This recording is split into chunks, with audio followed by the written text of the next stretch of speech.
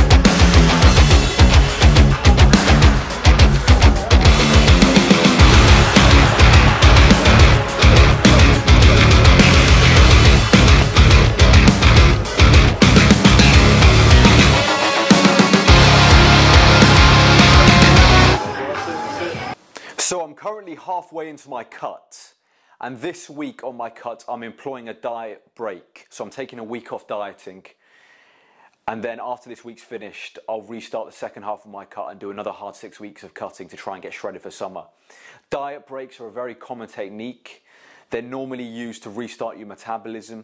If you're plateauing in terms of your weight loss, a diet break may be beneficial in order to restart your metabolism and help speed up that weight loss later down the line once you start going into a caloric deficit again. So they are a fantastic tool. I currently am using them right now.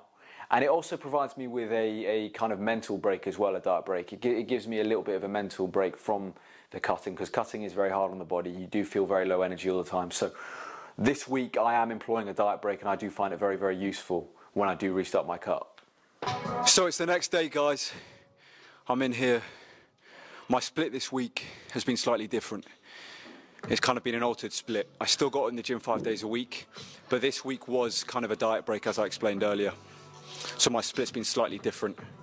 It's been kind of an altered split. Still train 5 days though, which is good. I'm going to show you guys an interview now with Berserk Strength. He's a 700-pound deadlifter, really strong. Wants to be one of the best in the world in the 105 kg weight class. So I'm going to show you that interview now. Michael Jordan, Cristiano Ronaldo, Albino Ape, and of course Berserker Strength. How are you, brother? I've had the great honour of training with you this week. It's been a real privilege. Yeah. We've gone to 2 different gyms, this gym and an old school gym. Unfortunately, that was shut today, so we had to come back here. Hopefully, you come another time and we can train there. But just watching you train, the intensity, the hunger, the commitment.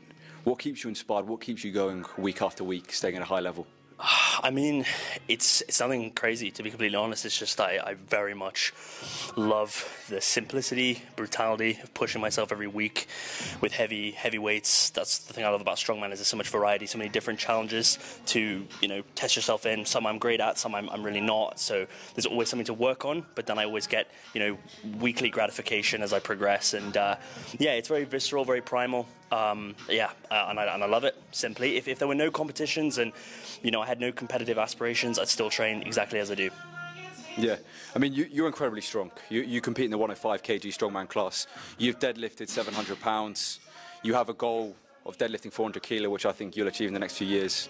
You're incredibly heavy. I've had the privilege of, I watched you pull 320 from like a 1-inch block, pretty much from the floor. In terms of the deadlift specifically, because my goal is to get strong on the deadlift, and there's a lot of young kids that want to get strong on the deadlift. What would you recommend in terms of training and how they program? I mean, it depends what level they're at, but firstly, obviously, nail down your mechanics. Everyone's built slightly differently. Figure out, you know, what foot stance, what grip width is best for your body type. Don't be afraid to keep a high hip position. You know, you really don't need to have that ruler straight back. You know, take advantage of these big, strong muscles in your lower back, your mid back, to create as much power as possible.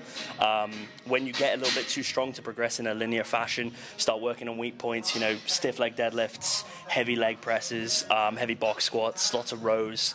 But yeah, just don't be afraid of the movement. I think a lot of people get really worried they're going to get injured and stuff, and reality is, as long as you're training smart and you're progressing in a way that's logical, you know, you're taking small jumps weekly, and you're paying attention to your body, you will get stronger and you will stay uninjured, and if anything, you'll be much harder to injure, especially in those movement patterns.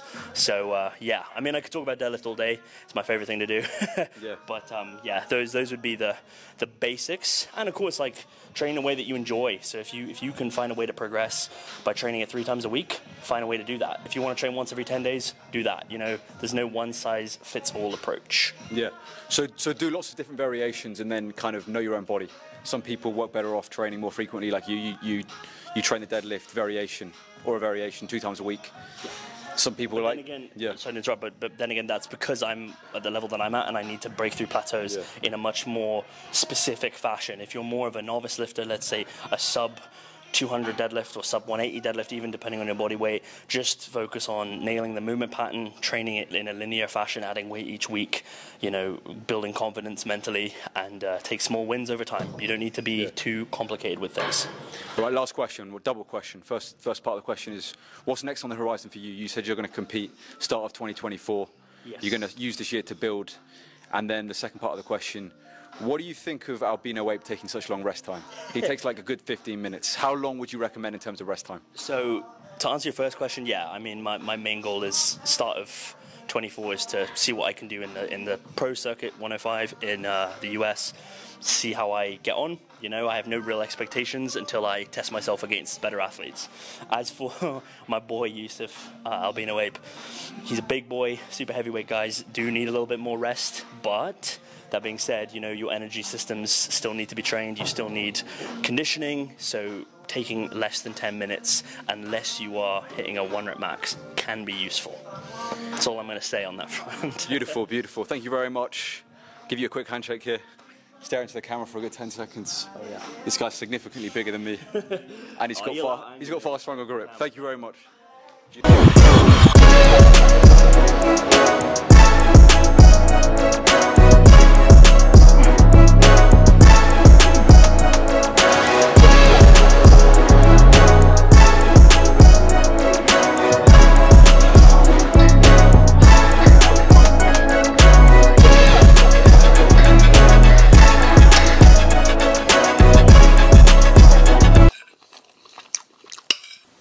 Do you know what my greatest fear in life is?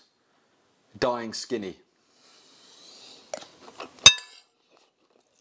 Most of you guys, when you cut, you starve yourselves. You don't eat enough calories. You think that cutting is about weight loss. Cutting's not about weight loss, it's about fat loss. You can still make improvements to your physique and add muscle tissue when you cut. Don't starve yourself on a cut. You should be eating and be in a mild deficit.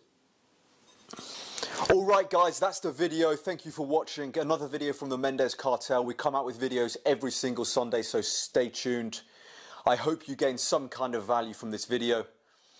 And as always, follow me on Instagram, follow me on TikTok. And long live King Charles III, and God bless Sir Winston Churchill.